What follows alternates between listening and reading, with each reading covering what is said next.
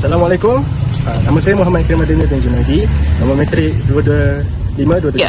Nama saya Devi Brenda Parmin. Nombor matrik 222-3316. Nama saya Janet Binti Muhammad Adu. Nombor matrik saya 223-733. Hai, saya Bisu Muhammad Adoni. Nombor matrik SA 00190. Nama saya Dewi Nur Syamina binti Muhammad Fauzi. Nombor matrik 224-575. Hai, nama saya Siti Nur Akila binti Azmi dan nombor matrik saya 222591. Ini merupakan claim model yang telah kebetulan kami sediakan. So, secara asasnya dia tidaklah begitu tepat dengan geografi gunung tahan yang sebenar. Tetapi di sini kita boleh lihat, boleh depan sikit. Dia bermula daripada kem Kubang, starting daripada kawasan sini, lapisan hijau, menuju melalui Denai menuju ke kem Berlumut. Ini merupakan kawasan yang seperti namanya berlumut dan mempunyai trail yang agak mencabar, memerlukan skill mendaki yang boleh dikatakan skill yang dan seterusnya menuju ke kem Botak yang terletak di kawasan sini. Cara menuju ke kem Botak di kawasan sini menunjukkan kem Bonsai, kawasan yang berwarna pink.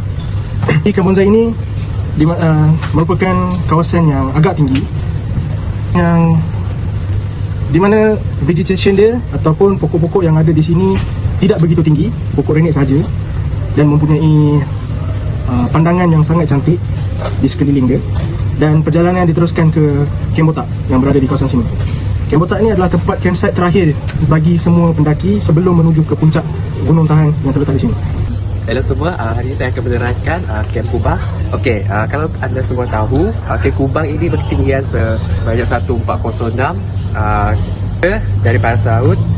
So, dari jarak kem sebelumnya, dia mengambil 1.5 km dan mengambil masa 1 jam daripada kem sebelumnya yang boleh dinamakan sebagai kem pematang. So, bumi dan beberapa sumber daripada bentuk muka bumi dekat Kubang ini, kita dapat lihat bentuk tanah dia agak berluas sikit. Jadi dan juga mempunyai beberapa pokok-pokok renek dan sebagainya. Jadi dekat kem Kubang ni kita dapat lihat dua campsite. Daripada campsite ni kita dapat ketahui sumber air, itu beberapa water point dia. Daripada water point pertama kita dapat lihat jenis kejernihan dia daripada sehingga water point ketiga. Itu bermaksud dia water point ketiga tu lebih jernih lagi. Okey, berikut merupakan menjadi sumber sebagai bagi pelancong-pelancong ataupun pendaki-pendaki yang naik ke atas untuk mengambil sumber air. Baiklah, seterusnya saya akan terangkan pula tentang kawasan Berlumut, iaitu kawasan di mana sebelum pendaki sampai di kem Bonsai. Jadi untuk kawasan Berlumut, iaitu kem Berlumut, adalah sebuah kawasan berlandai dengan ketinggian sebanyak 1450 meter ataupun bersamaan dengan 4730 kaki dari paras laut. Kem Berlumut ini adalah sebuah kem yang mana keadaan tanahnya adalah berlumpur dan juga berlumut.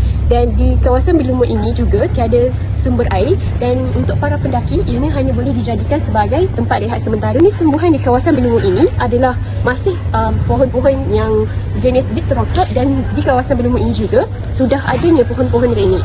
Untuk tarikan menarik di kawasan Berlumut ini adalah disebabkan keadaan tanahnya iaitu berlumut dan juga berlumpur. Seterusnya saya akan menerangkan bahagian daripada kem Berlumut ke Bonsai. Jadi kem Bonsai ini ketinggian dia adalah 1708 meter daripada aras laut, iaitu mengambil masa selama sejam atau 2 jam lebih kurang untuk sampai ke Bonsai. Jadi di Bonsai ini kita dapat melihat terdapat banyak pokok-pokok renek, dan juga kita meneruskan pendakian itu adalah landai, dia semakin landai, dan tanah di sana juga adalah lembab. Saya akan menerangkan puncak gunung tahan. Puncak gunung tahan berada pada ketinggian 2187 meter bersamaan 7175 kaki di atas paras laut. Ini tertinggi di Semenanjung, Malaysia, dan nombor 8 tertinggi di Malaysia. Keadaan tanah di puncak gunung tahan berbatu dan berpasir, dan tumbuhan di sana renek dan pendek. Air di puncak gunung tahan agak terhad dan kita perlu membawa bekalan air. Berdasarkan bacaan yang saya lakukan, penilaian risiko yang terdapat di sana ialah keadaan cuaca. Keadaan cuaca di puncak hujan lebat berserta angin yang menyebabkan keadaan mungkin lebih berbahaya dari atas puncak. Ini merupakan gunung yang mencabar, tetapi mendatangkan pengalaman yang baik serta membantu kita Okey, saya akan menerangkan puncak gunung tahan. Okey, puncak ini dia berketinggian 2178 meter atau bersamaan 7175 kaki di atas paras air. Tanah di puncak gunung tahan ini berbatu dan berpasir. Sekarang saya akan ceritakan tentang Kem Botak.